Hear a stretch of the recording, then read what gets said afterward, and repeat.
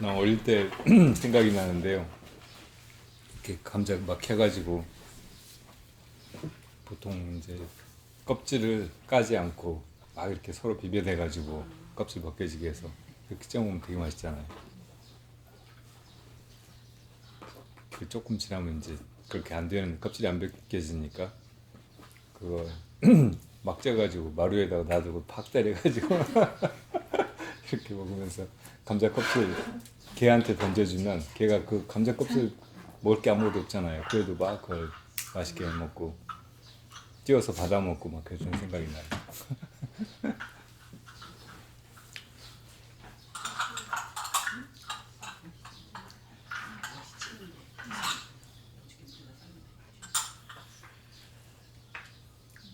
친구 다시 어떻게 쳤을까? 나중에 알려주세요. 어떻게 짜는 거지? 뭐 찜기에다 찍으라고. 보살이 농사를 다 그러니까 둘이 합작인데 물 속에다가 삶아버리면 안 돼요. 향은 없어지고 어제 망해놨어. 어저께 이게 물에다 삶았더니 사글사글하게 안 쪄진다고. 그러니까 가마솥에다가 옛날에 찔 때는 그 스테인리스 대접을 하나 엎어요. 맞아. 그 물을 이렇게 맨날 사. 넣고 찌면은 나중에 물이 그 스테인리스 엎어진 속으로 다 들어가 버리고 증기만 밖으로 나와가지고 쪄진다고.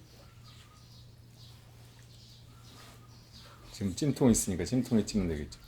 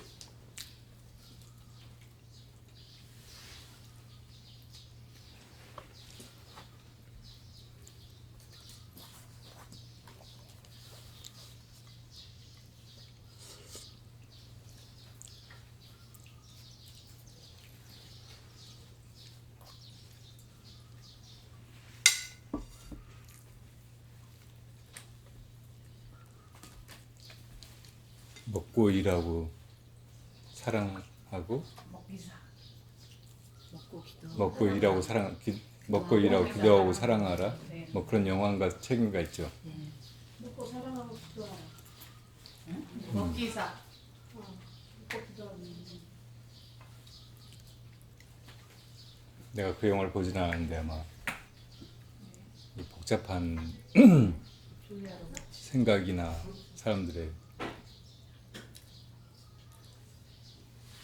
말, 그 홍수 같은 데서 벗어나가지고 여행하다가 아 이렇게 사는 게 참 좋은 삶이로구나, 행복한 삶이로구나 이렇게 체험하고 그렇게 쓴 소설 같아요. 그러니까 다 뭐 하라는 거잖아요.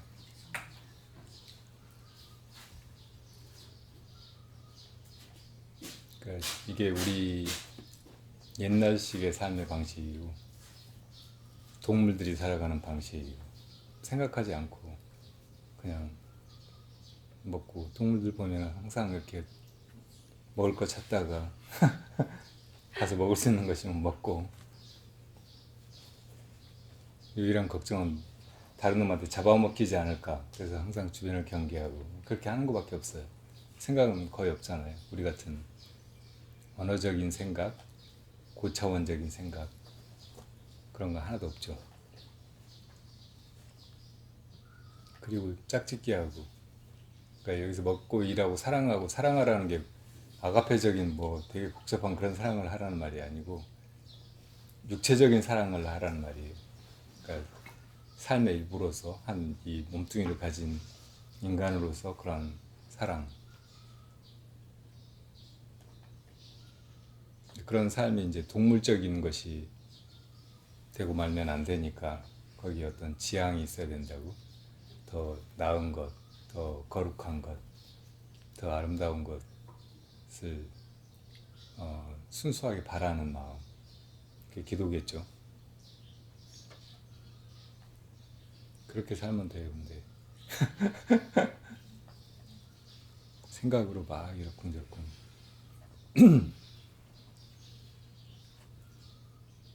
따지고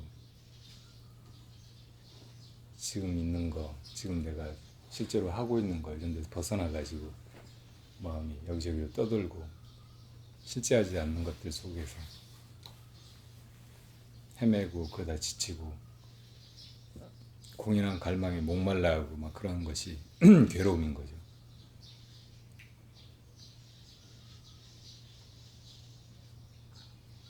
감자 하나 먹자고요. 듣는 말 듣느라고 감자 맛이 뚝 떨어져 버리는데.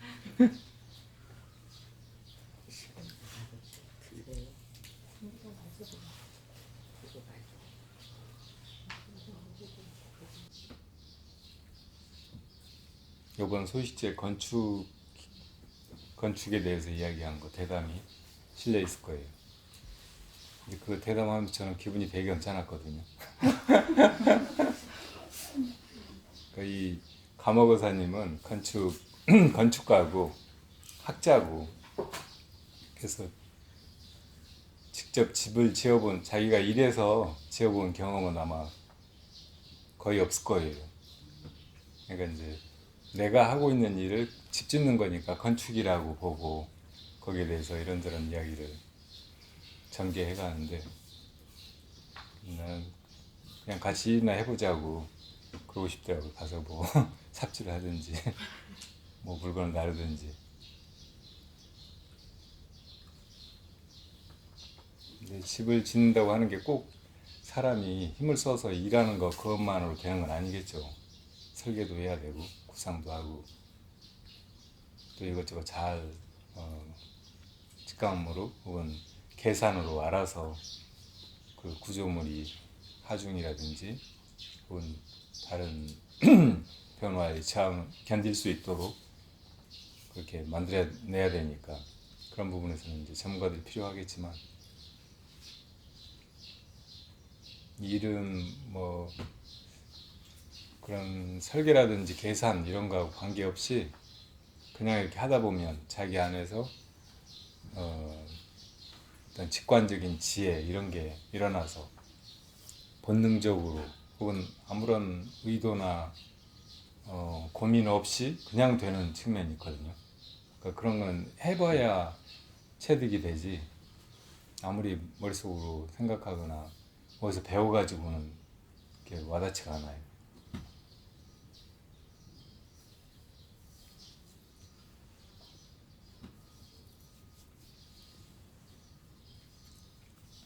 제가 거기다 서전 지을 때 법정스님한테 당한 얘기, 조롱받은 얘기 막 그런 걸 써놨는데, 스님도 일을 그렇게 많이 해보신 분은 아니거든요. 어릴 때 이제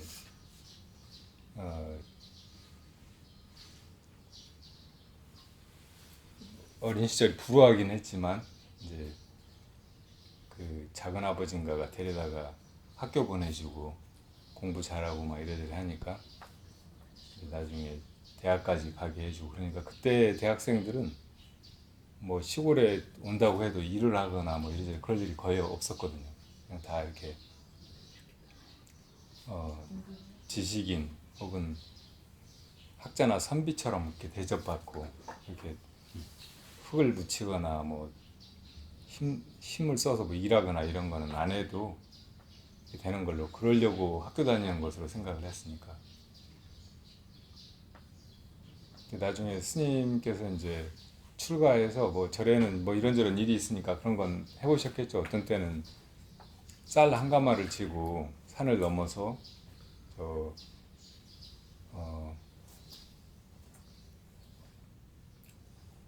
통영에 계실 때 미래사에서 어디로 그 반대쪽에 또 무슨 절이 있는데 그쪽으로 넘어가신 적도 있었다고 하시더라고요. 그 불이람 같은데 이렇게 오래 사셨는데 그때도 뭐 이런저런 일이 있으면은 당신이 직접 하시기도 하지만 성격이 되게 급하시고 막 그래서 후딱후딱 막 이것저것 좀 하다가 말아버리지 하루 종일 해야 되는 일 같은 그런 건 해보신 적이 없어요. 천호 스님이 여기저기 다니다가 법정 스님한테 출가하려고 불이람에 갔었대요. 근데 스님께서 그때 이제 그 마을의 보살님들을 아줌마들을 불러다가 잔디밭을 매게 하고 계시더래요. 그래서 왜 저런 걸 스님이 하시지 사람들 시키나 그러셨대. 천호 스님은. 예전에 그 불이람 화장실이 이렇게 낙엽을 넣어서 채워가지고 이제 퍼내는 시기거든요. 그러니까 퍼낼 때는 쇠스랑이나 뭐 이렇게 포크 같은 걸로 긁어내야 된다고. 근데 그런 일을 꼭 그 아래 농막에 가면 목수들이랑 그 이제 뒤 심부름하는 집사람들이 살았는데 그 중에 되게 좀 생김새도 그렇고 말씨라든지 모든 게 다 약간 부족해 보이는 사람이 한 사람이 있었어요.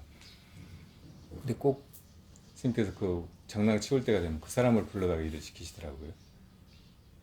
그래서 좀 약간 사람이 모자라 보이니까 저런 사람 똥이나 치우라고 시키시는가 그랬더니 나중에 이제 그 마음을 이렇게 보니까 그 사람이 좀 복이 부족해서 그런 거잖아요.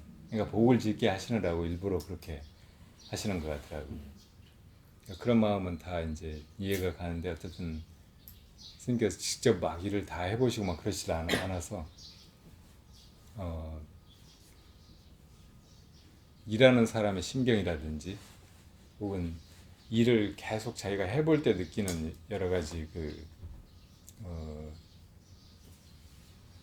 덕성, 그러니까 지그시 참고 또 순서대로 이것저것 일을 되게 하는 그러니까 살아있는 지혜, 일머리 뭐 이런 거는 별로 없으신 것 같더라고요. 근데도 막 이래저래 은사 스님이고 어른이고 막 하니까 이것저것 시키고 막 하는데 그런 거 하느라고 고생도 되고 속으로 왜 이러실까 그런 생각도 들고 많이 그랬어요. 그래서 일을 자기가 해보지 않으면 이렇게 손끝으로 이래라 저래라 하고 막 말로 이래라 저래라 시키고 하는 건 자칫하면 넘치고 오만하고 또 무례하고 그런 것이 될 수도 있겠구나 이런 생각을 많이 했죠.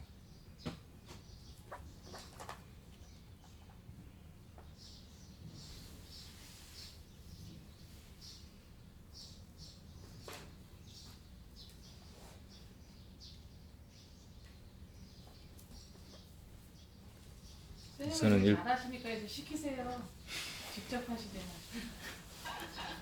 그런 소리 수도 없이 많이 들었어요. 근데 그러니까 내가 시켜가지고 마음에 들게 하는 사람이 없으니까 내가 해야 된다니까 100번 말해도 못 알아들어요.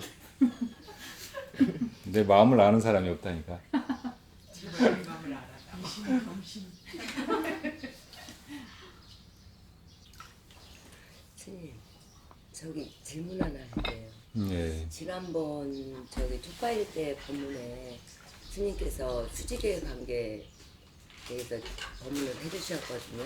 네. 그런데 횡설, 수설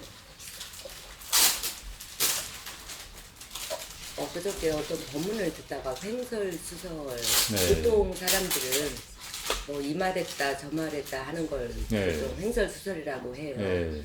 그런데 원래는 그 뜻이 아니잖아요. 네. 그것도 불교적인 연원을 가진 말인 것 같고 예. 횡과 종과 횡 이것이 이 모든 존재를 구성하고 있는 그 얼개 기본적인 얼개거든요. 예.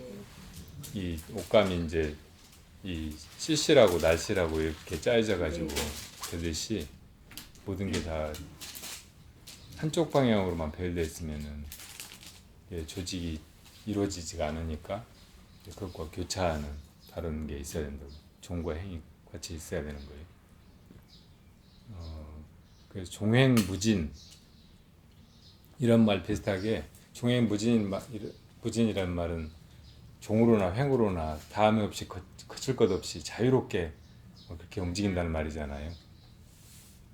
횡설수설도 횡으로도 종으로도 전혀 막힘없이 걸림없이 자유자재로 설을 한다는 말이에요. 설법을 한다는 말이라고. 근데 이제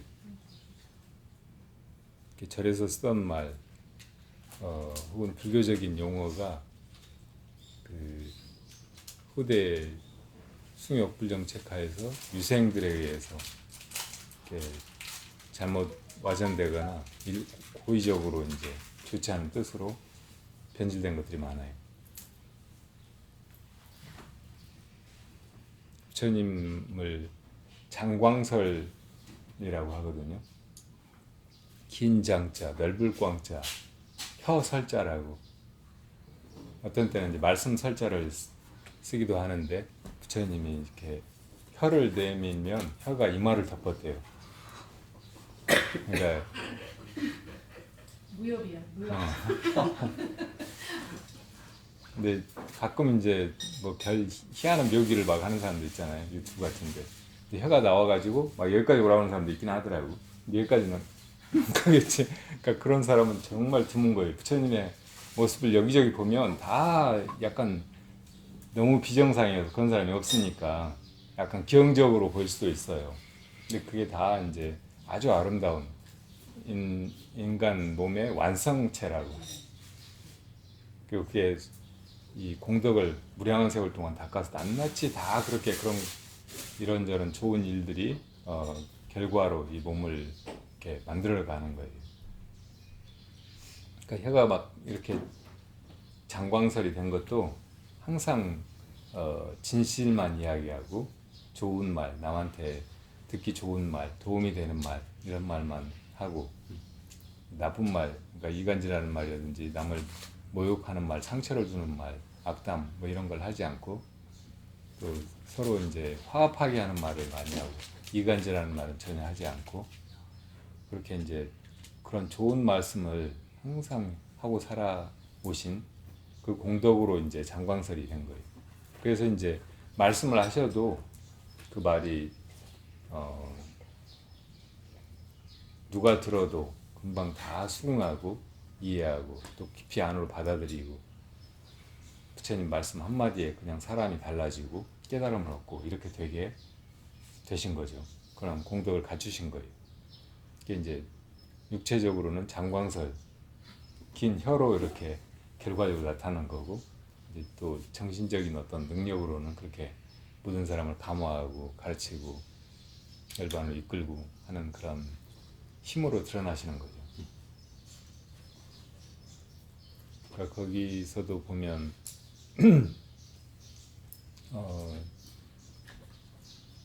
이 혀라고 하는 것 혹은 말이라고 하는 것 이것이 그냥 같은 말이라고 해서 같은 힘을 갖지 않는다는 걸 보여준다고. 그러니까 액면으로는 같은 말이라고 하더라도 그게 거짓말일 수도 있고 또 이제 나쁜 놈이 그냥 그 남 속이려고 하는 말일 수도 있고 그렇잖아요. 근데 이제 정말 진실한 사람이 선의를 가진 사람이 또 남을 도우려는 그런 의도로 뭐라고 이렇게 같은 말을 한다면 그 말은 아주 의미가 다르다고 무게가 다르고 그 효과나 영향이 다르고 그러니까 그렇게 말할 수 있게 되는 거 이것이 이제 말하고 살아가는 인간의 꿈이고 목표여야 돼요.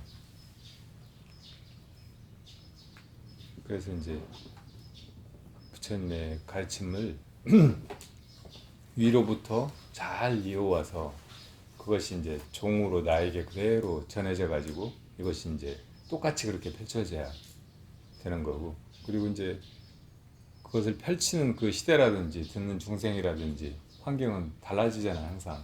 그러니까 거기에 맞게 또 이렇게 저렇게 끌어다가 사람들이 듣고 더 쉽게 이해하고 받아들일 수 있게 그렇게 말도 짜여져야 된다. 이게 횡이라고 종횡이 그렇게 이제 잘 짜여지게 그렇게 자유자재로 또 효과나 영향이 제대로 일어나게 그렇게 말하는 거. 이게 종행으로 자제로운 살법이고 이게 횡설수설이라고. 근데 이 말이 어떻게 이 말했다 저 말했다 논리도 안 맞고 막 말도 안 되는 소리를 막 들어놓는 그냥 짓거리는 떠버리는 그런 말로 그렇게 잘못돼 버렸을까? 네, 그렇게 쓰는데 그걸 이제 선적으로 해서 어떤 스님께서 풀어주시는데 지금 저도 이렇게 이해를 하고 있거든요. 근데 다른 쪽으로 이렇게 말씀 풀어주시는 것 같아서 좀 의문이 생겼고요. 그래서 왜 고봉선사에 제가 그걸 좀 들었는데 스님 그래서 형과 수직과 그리고 마지막에 왜 절에 가면 스님 이런 건 이해를 하겠는데요. 지금 스님께서 이제 말씀도 해주셨고 그거는 이제 한 면이고 이제 수직과 평행과 수직 그리고 왜 절에 가면 원에 이걸 아직 제가 조금 이해가 안 가요. 원에 이렇게 그걸- 그거에 그걸 2자 3점이라고 그래요. 세 점이라고. 네.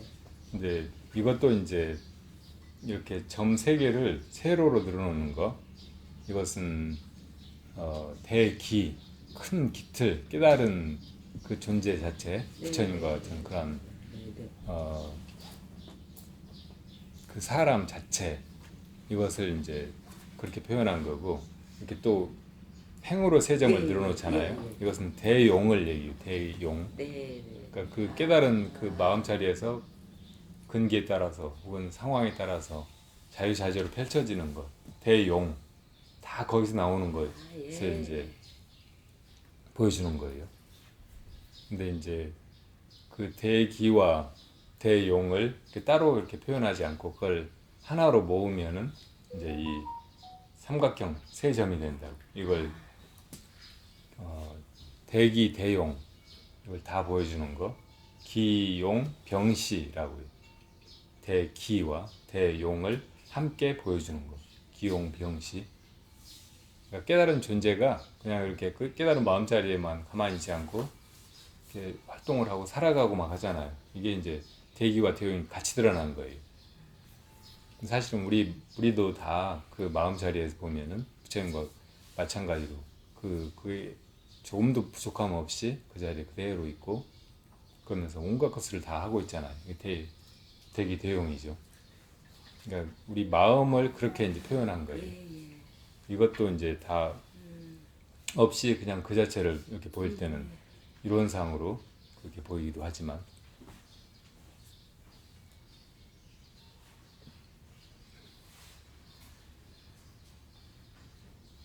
그게 이제 본래 있는 그 하나의 마음, 일심 그것을 이제 어떻게든 표현하고 드러내고 그려 보이고 해야 되니까 그게 이론상이라든지 2자 3점으로 드러내 보이는 거고 그걸 이제 두 가지로 보이지 않는 대기 대용인데 또 이제 세 가지로 보이지 않는 최상용 이렇게 보일 수도 있는 거고 그게 이제 그렇게 두 가지 세 가지에서 이제 84,000가지로 막 벌어지는 이게 이제 삼라만상을 다 이루고 있고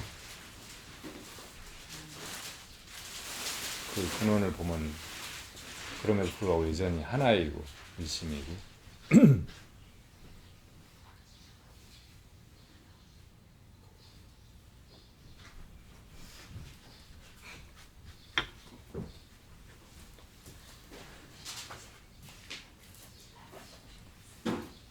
그러니까 종횡으로 이제 그 대기 대용을 이렇게 어서 오세요 연결시켜 보자면 대기는 종이에요. 대기 그리고 이제 대용은 횡이라고.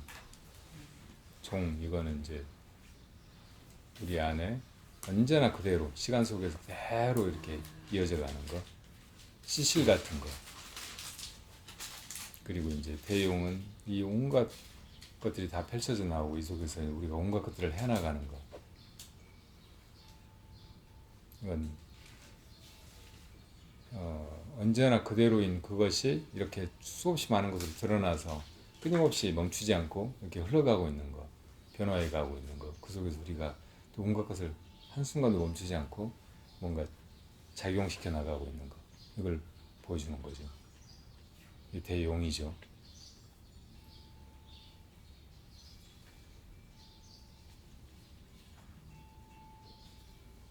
우리가 활동하는 것도 그렇고 사는 것도 그렇고 말하는 것도 그렇고 다 이 속에서 이루어져 가고 있는 거예요. 인도의 성자라고 알려진 라마크리슈나라는 분이 있어요. 근데 사람들이 그분을 이제 크리슈나 신의 화연이라고 생각하고 항상 공약물을 많이 갖다가 바쳤어요. 근데 오는 대로 다 먹는 거예요. 주는 대로 다. 그 어떻게 저렇게 다 먹고 다 배탈이 나지도 않고 소화를 어떻게 시키나 하고 이제 어떤 제자가 하루는 3밭에야 몇 끼나 드시나 43끼를 먹었대. 그래도 탈이 안 나는 거예요. 신기하죠?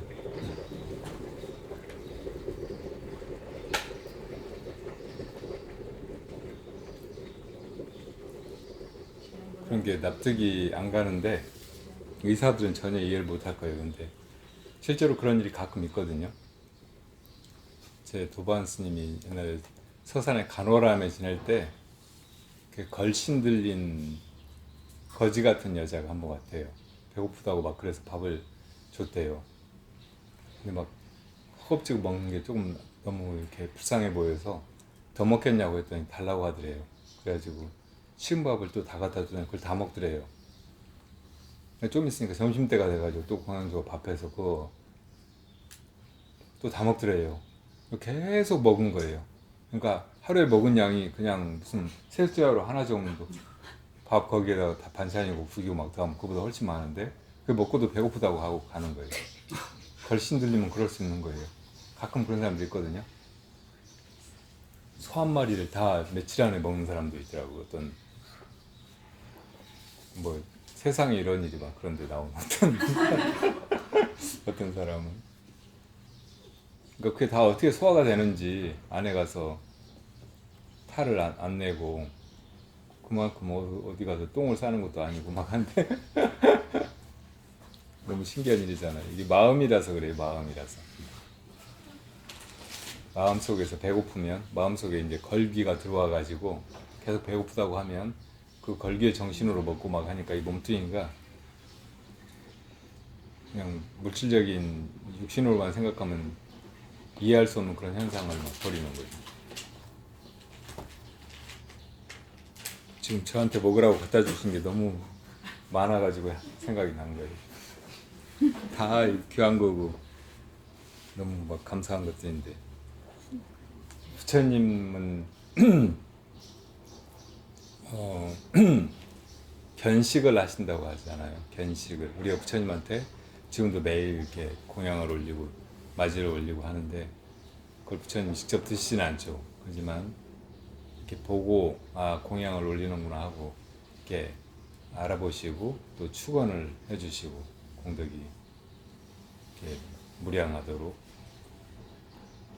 그러니까 그걸 다 드시는 거라고 봐야 돼요. 그러니까 우리들처럼 씹어서 먹고 삼키고 막 그러진 않지만 보고서 공양을 받아주시는 거예요. 그게 먹는 거예요. 그 공덕이 다 또 각자에게 돌아가게 이렇게 회양하시는 거죠. 부처님은 견식을 하고 우리는 섭식을 씹어서 삼키는 섭식을 하고 또 귀신은 촉식을 한대요. 귀신은 가서 이렇게 만져요. 만지고 막 이렇게 먹는다고 먹는데 우리가 보기에는 그대로 있잖아요. 그러니까 여기서 이제 그 기운을 취하고 먹는다는 생각, 먹는 것으로 위안을 삼는 그런 착각 그런 걸로 먹는 거예요. 꿈속에서 뭐 먹는 거하고 비슷한 거죠. 최재우 동학. 네. 동학이 여러 가지 이름으로 나중에 막 분파가 생기고 했어요. 증산교도 그 흐름에서 생겨난 거고, 증산교 사라지고 나서 또 보천교,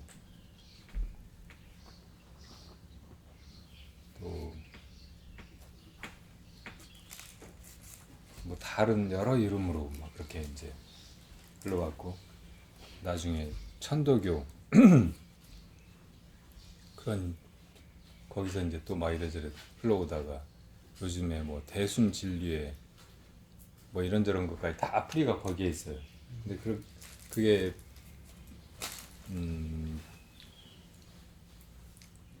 다 바르고 순 최재우나 최시영 같은 분의 그런 가르침을 그대로 다 전승했다고 말하기가 어려워요. 그리고 이 동학 서상이 이제 사람들한테는 그 천지가 개벽된다. 뭐 지금하고는 완전히 다른 그런 세상이 와가지고 사람들이 다 사람답게 살 수 있게 되고, 세상이 더 이상 막 온갖 그 환란이라든지 인생의 괴로움 뭐 이런 것이 없어지고 막 그럴 거라고 하니까, 그게 이제 기독교 같은 종교의 어떤 구원관, 그러니까 신의 심판이 있고 그러면 이제 악인들은 다 지옥으로 던져지고 이제 믿는 사람들만 남아가지고 이렇게 천년왕국이라든지 땅에 이루어진 천국에서 사람들이 살게 된다고, 그렇게 하는 것 비슷하게 사람들 속이고 시대를 기만하는 그런 요소가 있어요. 그러니까 그 부분은 경계해야 된다고. 강증산도 사실은 그런 인물이었거든요. 자기가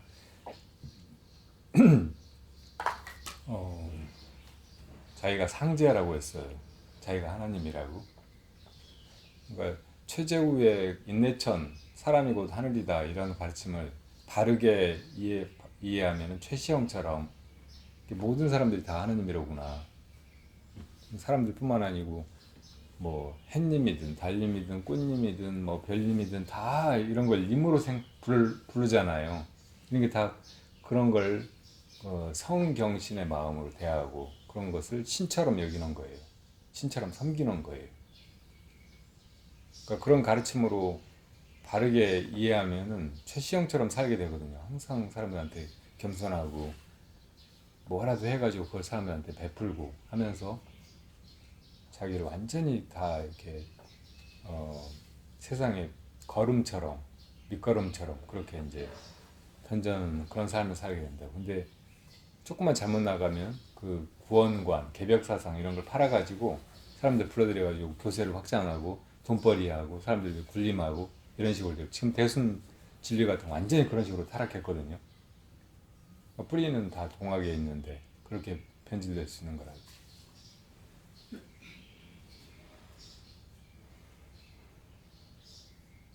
최재우가 처음에 이제 종교적인 체험을 할 때 신을 만났거든요.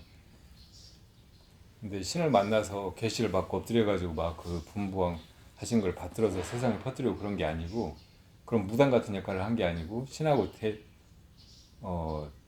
대적을 했다고. 뭐 어마어마한 이상한 존재가 나타나서니까 당신 누구냐고. 그러니까 너는 상제도 모르느냐, 옥황상제 상제도 모르냐. 그러니까 그럼 나보고 사학을 하라는 말이냐. 서쪽에 저 기독교인들이 다 천주가 이제 우주의 중심이고 모든 걸 다 짓고 심판하고 섭리하는 자고, 그러니까 인간은 피조물이고 하니까 거기 엎드려가지고 그냥 신의 처분만 기다리고 신이 하라는 대로만 하고 그렇게 노예처럼 살라는 말이냐고. 난 그런 건 하기 싫다. 나보고 사학하라는 말이냐. 그러니까 그건 아니라고. 내가 태고적부터 이 인간세에 관심을 가지고 계속 이렇게 지켜봐오고 했는데 사실은 공이 하나도 없다.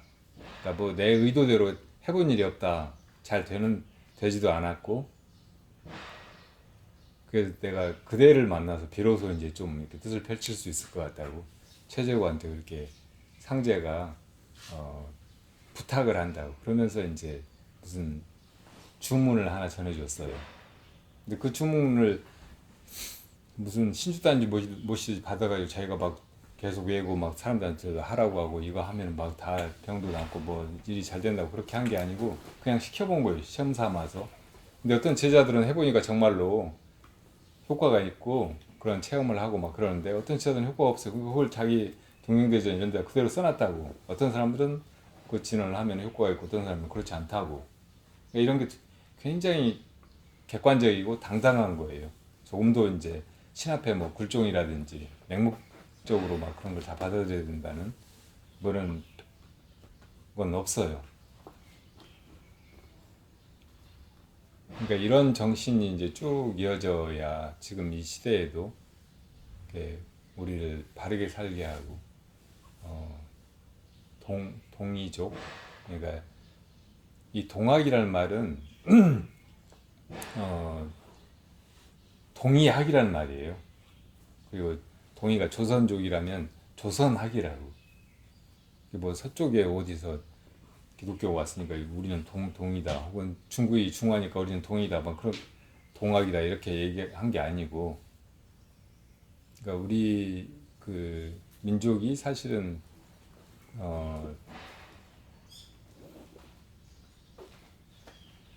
세상이 시작될 때, 인간 세상이 열릴 때 그 하나님으로부터 그냥 그렇게 혈통이 이어지고 또 세상을 이렇게 저렇게 꾸려가고 또 그렇게 하면서 그 속에 모든 생명들, 모든 인간들을 다 이롭게 하고 홍익인간의 정신으로 그렇게 해온 그런 중심되는 그런 종족이라는 거예요. 그리고 여기서 뭐 다른 이민족들을 다 배제하고 하는 게 아니고 다 이렇게 하려고 하는 거예요. 지금 상고사 연구하는 사람들이 보면 이 옛날에 그 단군조선, 그 전에 신시조선이나 배달조선 막 이런 것이 이 유라시아 대륙에 다 걸쳐져 있었다는 거예요. 그리고 나중에 저 아메리카로도 건너가고, 그러니까 모든 세상 사람들을 다 아우르는 그런 어떤 거대한 제국이라고 하면 이제 제국이라는 말이 황제가 막 패권으로 다른 나라를 다 쳐부수고 막 사람들 인권을 유진하고 막 하는 그런 체제를 상상하기가 쉬운데, 홍익인간의 이념으로 모든 사람들 다 아우르고 이롭게 하는 그런 어떤 가장 좋은 형태의 정치 체제로서 이 사상이 흘러내려온 것이라고. 이게 동학이고, 이게 조선 옛날 그 단군조선에 있다고 하면 그런 조선학이란 말이에요. 그게 신라 같은데 이제 풍류도라고 있었다는, 국학이라고 있었다는 그런 거고, 그러니까 최치원 같은 사람도 중국에 가가지고 중국의 유학 같은 거 이런 걸 접하고 막 이래저래 해보면서도 우리한테는 그 중국의 유학, 사삼경, 공맹에 기초한 그런 유학 못지않은 더 좋은 사람들 삶하고 바로 직결되고 사람 마음을 더 빨리 쉽게 일상 속에서 깨어나게 하고 또 서로 조화를 이루면서 더 잘 살아가게 하고 하는 그런 학이 있다고 얘기한 거예요. 우리나라에 예로부터 흘러오는 그런 도가 있는데 이름하여 국학이라고 한다고, 풍류라고 한다고. 그런 게 삼국사에 나오잖아요. 그러니까 그런 게 계속 그 흐름이 있었던 거고, 최재우가 갑자기 툭 튀어나온 게 아니고 그런 흐름의 계승자로 나타난 거예요. 그러니까 최재우가 동학을 시작했고 그 흐름에서 막 지금 등산도고 뭐 대순진리회고 막 이런 게 생겨나고 그걸 그대로 잊고 있다고 생각하면 착각이고, 이거 잘못되면은 전혀 그 단군으로부터 시작된 그 큰 도, 진정한 동학, 풍류, 여기에서 빗나간 거, 멀어진 거 이런 건 전혀 맞지 않는 거예요. 우리가 불교를 하더라도, 불자라고 하더라도 그런 정신으로 살고 있고 그렇게 그런 가르침을 이 불교도 이 세상에 원래 있는 진리, 그걸 부처님이 처음에 깨달으신 거잖아요. 그리고 다 우리들 보고도 낱낱이 다 자기 안에 그 본성을 깨달아서 부처님처럼 되라고 가르치신 것이라고. 그리고 그게 중생을 건지는 거잖아요. 중생을 진실로 이익되게 하는 것이라고. 이게 홍익인간의 가르침이라고. 홍익중생의 가르침이죠. 그러니까 불교하고도 그 내용을 알고 보면 하나도 이게 다를 게 없는 거예요. 이 유학의 좀 그 현실주의 혹은 약간 깊이가 부족한 거, 천박함, 막 이런 것도 다 그런 식으로 보완하고 보면 이것도 아주, 유학도 이 세상에서 인간답게 잘 살아가고 세상 기여하고 사람들 돕고 하자는 거니까 나쁠 것이 없는 거죠. 도교는 너무 이제 출세간적, 도피적이긴 하지만 그런 거 말고 이제 이 세계를 다 아우르는 그런 더 큰 마음, 홍익인간의 정신 혹은 보살심 막 이런 걸로 이제 잘 새겨보면 이 노장의 가르침도 그게 다르지 않고, 그러니까 이렇게 그 형식이라든지 말이라든지 나중에 와전된 막 그런 걸로 잘못 보지 않고 그 본질을 꿰뚫어 보면 이게 다 통하는 하나의 가르침이라고.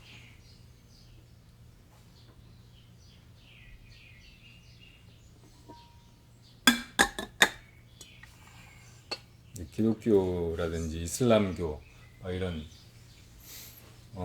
중동 쪽에서 생겨나 가지고 서양으로 퍼져나가 중세를 풍미했던 그런 이 교는 지극히 편백한 거고, 어떻게 보면 잘못된 거예요.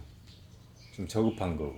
그러니까 여기에 빠지는 거, 이건 참 우려할 만한 일이고, 결국 세상을 평화롭게 하고 사람들 다 행복하게 자유롭게 살아가게 하고 자기를 완성하게 하고 하는 그런 가르침이 못 되는 거예요.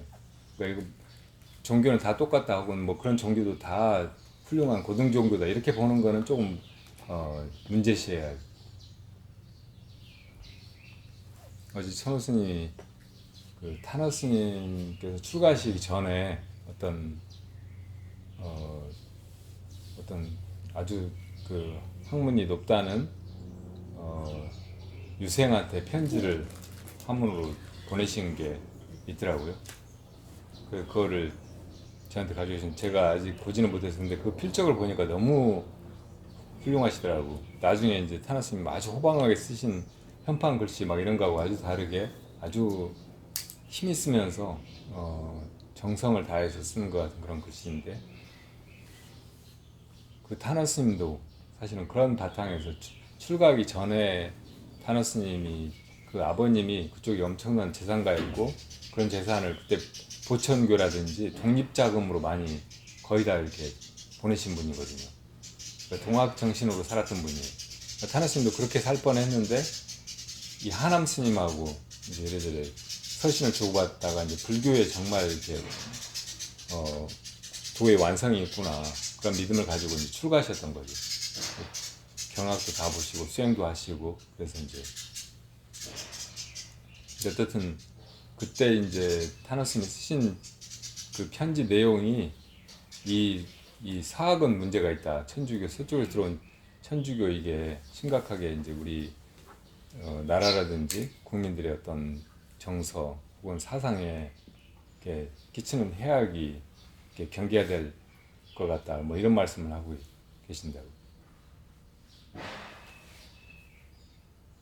지금 막 코로나 상황에서 뭐 다른 종교들은 거의 괜찮은데 기독교가 막 그렇게 이제 이